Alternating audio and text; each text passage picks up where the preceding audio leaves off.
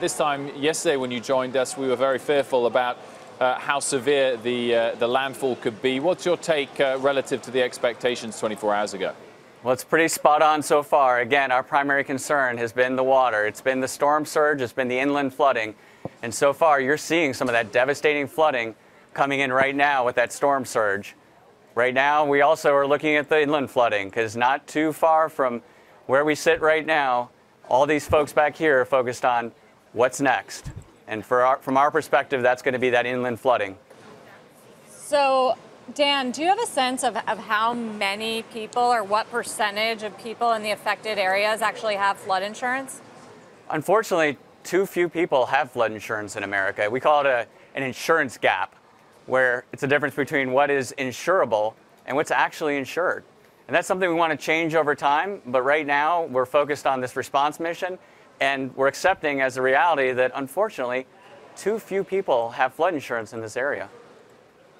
Dan, talk us through what you expect in the next 24 hours and the key factors to watch in terms of the severity of damage that might be done. Well, we expect the storm to continue to move down the shore and inland, and once it moves inland, it's really going to be moving slow. It's really going to be dumping just torrential downpours in these areas. We're going to be measuring water and rain, not in inches, but in feet. Eventually, it's going to hook north, and even as it moves north, we're concerned. So we're not out of the woods by any means. Once that moves north, we're going to be looking at West Virginia and Virginia and making sure that we are providing the appropriate resources as the storm continues to move this weekend and even into next week. And you said too few people have flood insurance. So what would your advice be to people who don't and who have flood damage to their homes? Well, first, FEMA does have assistance programs for everyone. So if you don't have flood insurance, we will still be there to help. However, those with flood insurance will recover faster and more fully than those without. Let me give you an example. So from Hurricane Harvey, a lot of people are comparing this storm to Hurricane Harvey.